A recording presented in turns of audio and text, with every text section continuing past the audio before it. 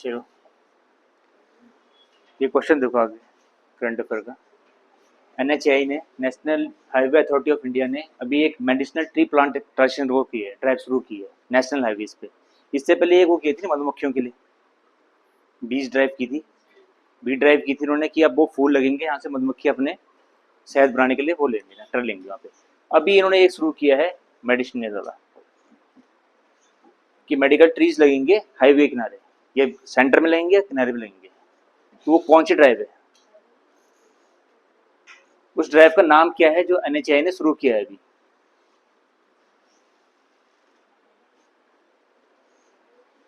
कौन सा वाला? D, herbal highway. इसमें से कोई एक टर्म सुना था जो गवर्नमेंट ने चलाया था, सेंट्रल गवर्नमेंट ने भी चलाया है, उत्तराखंड गवर्नमेंट भी चला रही है उस चीज को यहाँ पे।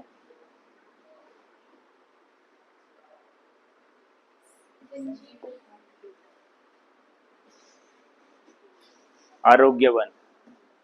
ये आप देखोगे सेंट्रल गवर्नमेंट की अपनी स्कीम भी अलग से, स्टेट गवर्नमेंट भी चलाती है यहाँ पे आरोग्य वन के लिए। देखिए यहाँ पे बहुत सारे वो बने हैं ना, पार्क्स बने हुए हैं, नैनीताल में है या रानीखेत में है या कहीं भी आएंगे, ऐसे टाइप के वन बने हुए हैं आरोग्य वन, जहाँ पे सारे मेडिसिनल प्लांट लगेंगे वहाँ पे, जैसे नीम का है, बबूल, इस टाइप के जो पेड़ होंगे ना, जिनसे क्या बनती है, दवाइयाँ बनती हैं। अभी क्या होता है नेशनल हाईवे पे किस टाइप के पेड़ दिखते हैं आपको जब एनएच पे निकलते हो आप, या यहाँ से आप दिल्ली जा रहे हो या कोई भी एनएच पकड़ते हो, कोई पेड़ दिखते हैं आपको वैसे लगते हैं ना कि फूल के पेड़ नॉर्मल रहते हैं या खाली झाड़ टाइप की रहती हैं। अब गवर्नमेंट एनएचए ने क्या किया कि या तो वहाँ पे लगेंगे आरोग्य वन, या वहाँ पे ऐसे लेंगे फूल लगेंगे जो मधुमक्खियों के लिए भी फायदेमंद हो। मतलब उससे क्या फायदा होगा कि जो भी चीज़ है, जैसे अगर शहद का उत्पादन बढ़ाना है तो उससे क्या है कि मधुमक्खियों को वो मिले, फूल मिल जाए वहाँ पे जहाँ से वो शहद बना सके। दूसरा, आरोग्य वन लाने की फायदा क्या है, जितने भी मेडिसिनल ट्रीज हैं, जंगल कम है, जगहें कम है, तो वो जितनी स्पेस बचती है वहीं पे हम लगाएं, उसका यूटिलाइजेशन कर रहे हैं हम एनएचआई। ठीक है, तो उसका क्या है, आरोग्य वन स्कीम है ये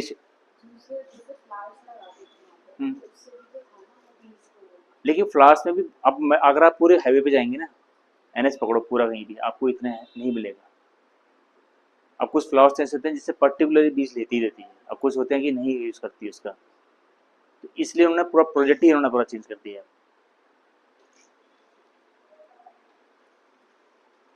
नोटिफाइड नोटिफिकेबल डिजीज होती है, किस गवर्नमेंट ने कैंसर को, स्पेशली कैंसर को नोटिफिकेबल डिजीज पे डाला है? पहले ये टर्म पता है आपको, ये क्या होता है?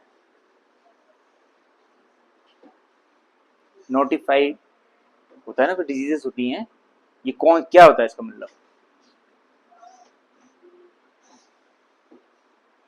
आप ये देखते होंगे जितने भी अब इंडिया में हर स्टेट में ये रूल है, सेंटर का या स्टेट्स के भी, कि मान लो कहीं भी एचआईवी का कोई मिलता है कुछ, तो किसको रिपोर्ट करेगी?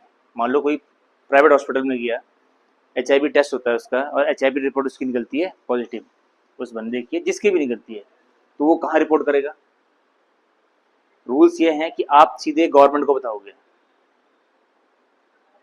आप सीधे गवर्नमेंट को बताओगे कि ये नोटिफाई भी उस पर डाल रखा है गवर्नमेंट ने अपने, कि इतनी जो भी बीमारियां हैं अगर कहीं भी किसी भी हॉस्पिटल में निकलती हैं, प्राइवेट है या कोई भी सीएससी सेंटर जो भी वैसे होते हैं, सामुदायिक केंद्र होते हैं, वहां निकलता है, तो आप सीधे गवर्नमेंट को बताओगे। कि गवर्नमेंट क्या बनाती है, एक डेटा बनाती है, हर साल डेटा निकलता है ना कि इतने कैंसर के पेशेंट हैं, कितने डायबिटीज के पेशेंट हैं, कितने एचआईवी के पेशेंट निकले हैं, तो वो कहाँ से निकलते हैं? अगर नहीं बताएंगे तो पता लगेगा नहीं। सेम इसको बोलते हैं फिर नोटिफिकेबल डिजीज। तो किस स्टेट ने कैंसर को इस पर्टिकुलर उसमें डाला हुआ है नोटिफिकेबल डिजीज में, कि भाई अगर किसी को भी कैंसर निकलता है, डिटेक्ट होता है, तो वो हमें बताएगा, सीधे गवर्नमेंट को बताएगा कि भाई हमारे यहाँ हमने एक टेस्ट किया है, एक बंदे पे कैंसर निकला है। तो किस गवर्नमेंट का है बताओ?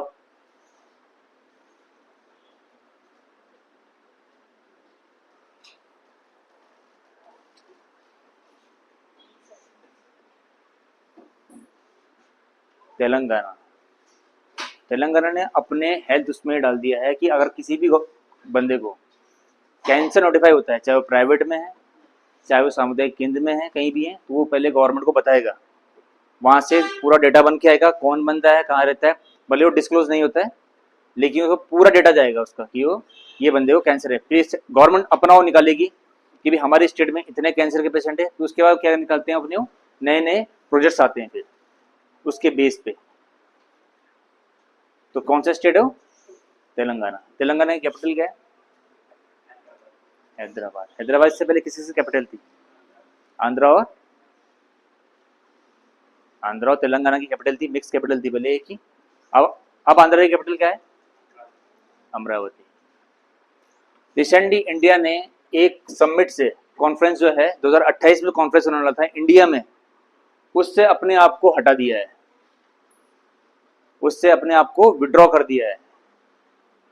ठीक है, 2028 में कॉन्फ्रेंस इंडिया में होने वाली थी, उससे गवर्नमेंट ऑफ इंडिया ने कहा कि हम नहीं कर सकते अभी, तो हम अभी से क्या कर रहे हैं, विड्रॉ हो रहे हैं, हट रहे हैं इससे। ठीक है, कॉन्फ्रेंस यहाँ नहीं होगी, कॉन्फ्रेंस में रहेंगे शामिल, लेकिन कॉन्फ्रेंस इंडिया में नहीं होगी। अब वो कौन सी कॉन्फ्रेंस है?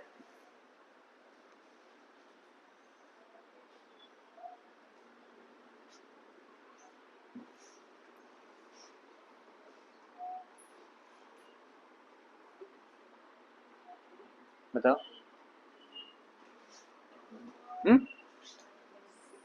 ये बिम्स्टेक, सार्क, कोप 33। कोप 33 पड़ता है ना आपको? इन्वायरमेंट पे काम करते हैं सारे पूरा, जितनी कंट्रीज होती हैं। 2025 में कहाँ हुई थी?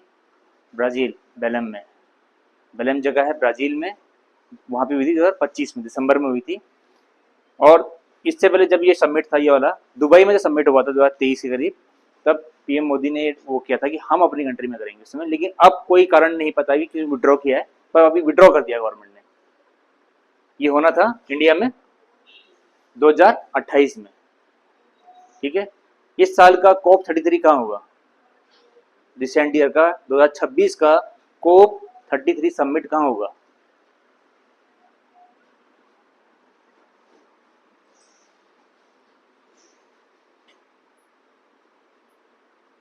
अंटालिया में। अंटालिया पता है सिटी का नाम? ये हर बार आता है नाम, ज़्यादातर मोस्टली यहाँ पे ऑर्गेनाइजेशन की मीटिंग्स होती रहती हैं। अंटालिया पड़ता है तुर्की में। ठीक है, तो इस साल का कहाँ होगा? अंटालिया में। नेक्स्ट ईयर का 2027 का कहाँ होगा? 28 का भी डिक्लेयर नहीं हुआ क्योंकि इंडिया हट गया है। 27 का होगा अदिस अबाबा। अदिस अबाबा कहाँ की कैपिटल है? इथोपिया की। इथोपिया कहाँ पड़ता है? अफ्रीका में। ठीक है, जब भी आप पढ़ते हैं इस पे तो कंट्री के कैपिटल्स याद रखो। तो कौन यहाँ से हट गया है? इंडिया। ठीक है, 28 में भी डिक्लेयर नहीं हुआ कहाँ होगा, अब नया लिस्ट आएगी कि 28 में आप कहाँ करते हैं। विश्व होम्योपैथिक डे कब मनाया जाता है? होम्योपैथिक दिवस कब मनाया जाता है? आज डेट क्या है? 11। मैं तुम्हें हिंट दे दिया, बताओ। विश्व होम्योपैथिक दिवस कब मनाया जाता है? 10 को।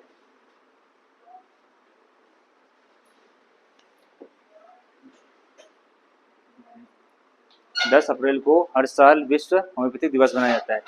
14 अप्रैल को क्या मनाया जाता है?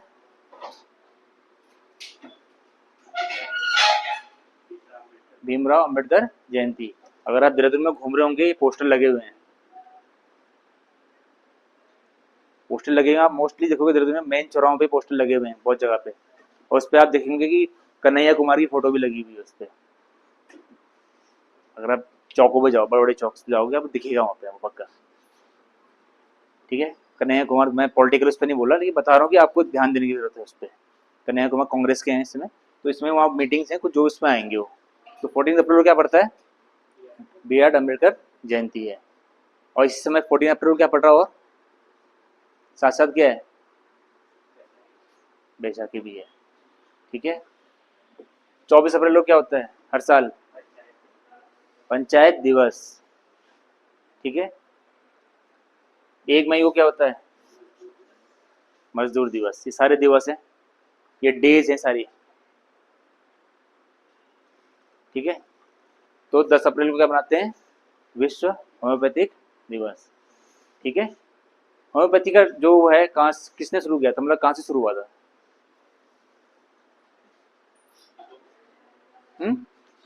जर्मनी, जर्मनी के डॉक्टर थे, उन्होंने होम्योपैथी का वो किया था, खोज की थी उसकी, तो उन्हीं के इस पर मनाया जाता है पूरा ये।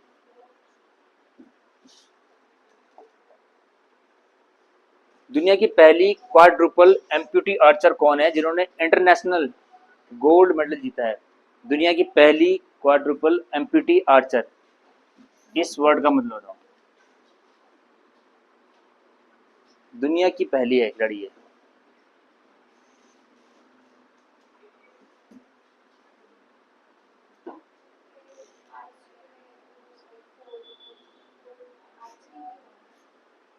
हाँ आर्चरी में, आर्चर दिखा रही है ये, इसका मतलब पूछ रहा मैं, क्वाड्रुपल एम्प्यूटी क्या होते हैं?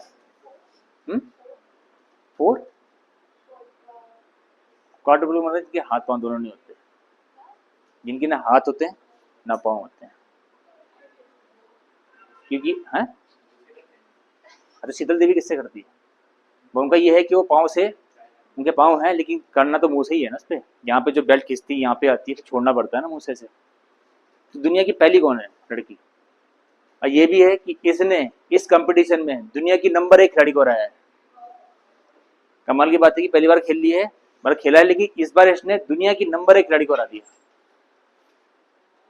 वर्ल्ड नंबर 1 को हराया है इसने, जबकि वो क्वाड्रुपल नहीं थी।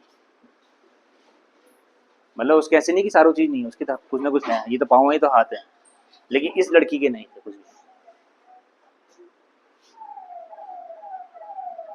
अभी रिसेंटली हुआ है ये, इसी हफ्ते। किसी का नाम सुना है इनमें से, किसका नाम सुना हुआ है?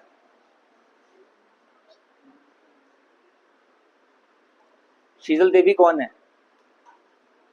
शीतल देवी कौन है?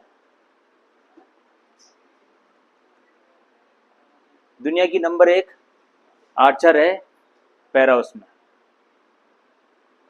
कहाँ से बिलोंग करती हैं? जम्मू कश्मीर से। जिनके आप बोल रहे थे कि हाथ तो पाँव से करती हैं, तो वो यही है, शीतल देवी, ठीक है। जो ये है खिलाड़ी वो है कौन?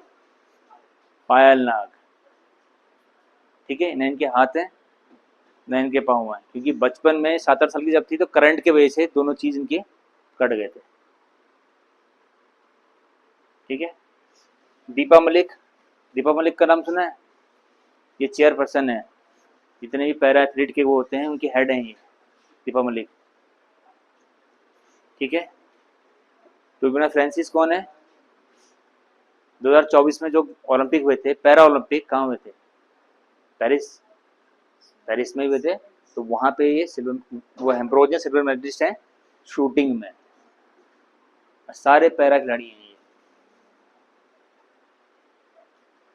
ठीक है। और ऐसे नहीं सबके कुछ न कुछ जीत के आए हैं। तो कौन है लड़की वो? पायल नाग, दुनिया की पहली क्वाड्रुपल एम्पूटी है, न हाथ न पाँव, ठीक है। वर्ल्ड ऑटिज्म अवेयरनेस डे किस दिन मनाया जाता है?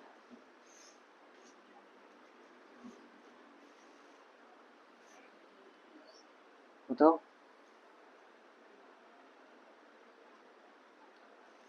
World autism awareness day, autism पता है क्या होते हैं ऑटिज्म?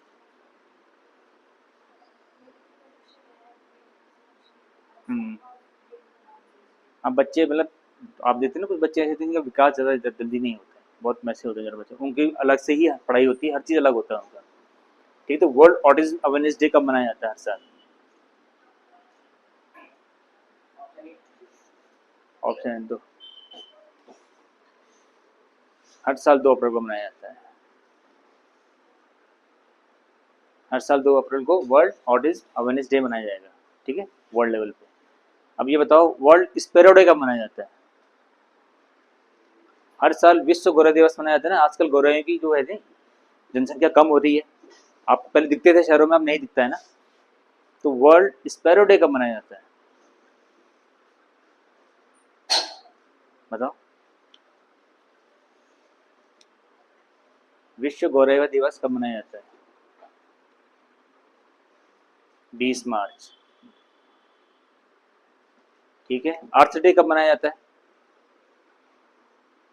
वर्ल्ड अर्थ डे 24 फरवरी।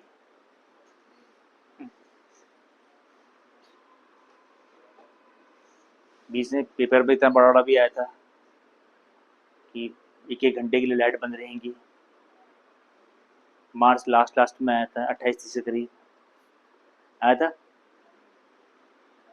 सेंट्रल गवर्नमेंट के वर्ल्ड लेवल पे होता है पूरा ये, है ना। एक घंटे के लिए लाइट इसमें क्या करते हैं, कट बंद कर देते हैं, अपने सारे इलेक्ट्रॉनिक चीज़ सब बंद, एक घंटे की लाइट बचाओ। लेकिन अगर एक घंटे की लाइट बचाते हैं सबके साथ तो पता नहीं कितनी लाइट बच जाएगी।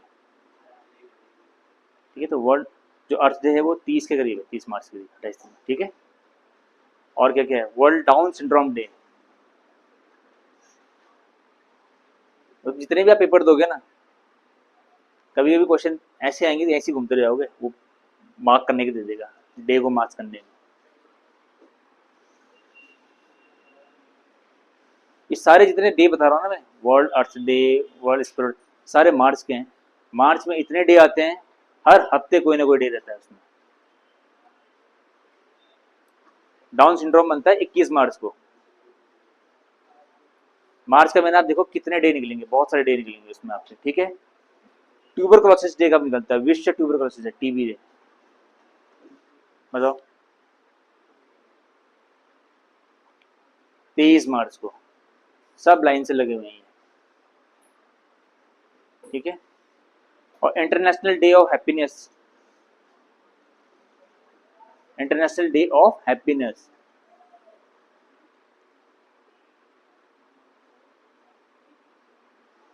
20 मार्च को।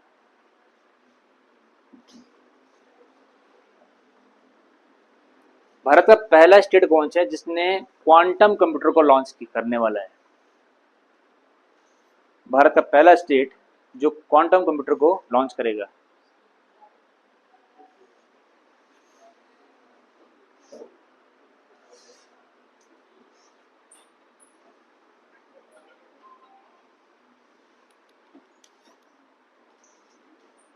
बताइए। महाराष्ट्र, आंध्र प्रदेश, दो बचे हैं, तमिलनाडु, तेलंगाना, और तो क्या मारो। इसका आंसर है आंध्र प्रदेश। ठीक है। तो आंध्र प्रदेश पहला स्टेट है इंडिया का जो पहला अपना क्वांटम कंप्यूटर को बनाने वाले हैं। मतलब ये पूरा लैब बनेगा उस पर क्वांटम कंप्यूटर का, तो वहाँ ये इसको डेवलप करने वाले हैं। ये पहला स्टेट है इंडिया का। ठीक है। आंध्र प्रदेश के सीएम कौन है?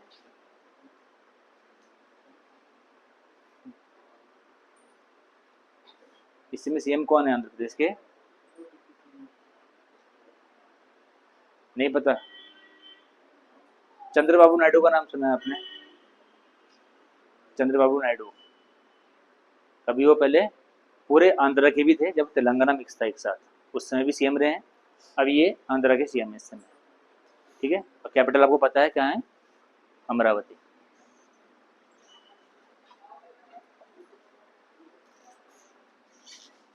ये क्वेश्चन देखना है यहाँ पे कि which country become the first country, Asia में कौन सी कंट्री है जिसने अंडर 16 जो बच्चे हैं उनके लिए सोशल मीडिया पे बैन लगा दिया है?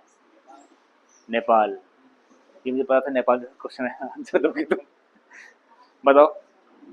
हम्म। जापान। वर्ल्ड का कौन सा पहला कंट्री है? ऑस्ट्रेलिया। ठीक है। और ये क्वेश्चन है कि एशिया का पहला देश कौन सा है जिसने अंडर 16 बच्चों के लिए सोशल मीडिया पे बैन लगा दिया है?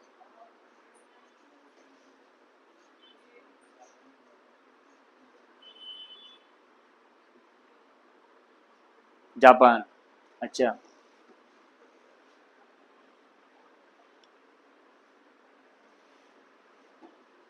इंडोनेशिया ने, इंडोनेशिया से पहला कंट्री बन गया है एशिया का जिसने अंडर 16 बच्चों के लिए बैन लगा दिया है। ठीक है। पहले वर्ल्ड लेवल पे कौन है? ऑस्ट्रेलिया है, उसके बाद शायद स्पेन था, फ्रांस आया बाद में। फ्रांस भी अभी काम कर रहा है अभी तो। लेकिन एशिया में सबसे पहला कंट्री कौन सा है? इंडोनेशिया। इंडोनेशिया की कैपिटल क्या है? जकार्ता, ठीक है, पता है ना इंडोनेशिया की। अब नई कैपिटल कहाँ हो जाती है इसकी, नई कैपिटल बननी है ना इसकी, नहीं पता, जकार्ता हट रही है अब इसकी।